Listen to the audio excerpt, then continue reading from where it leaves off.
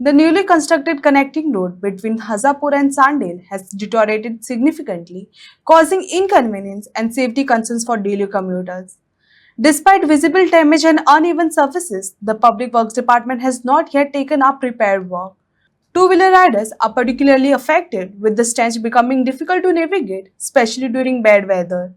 Locals have asked authorities to carry out urgent repairs before the condition worsens and leads to accidents.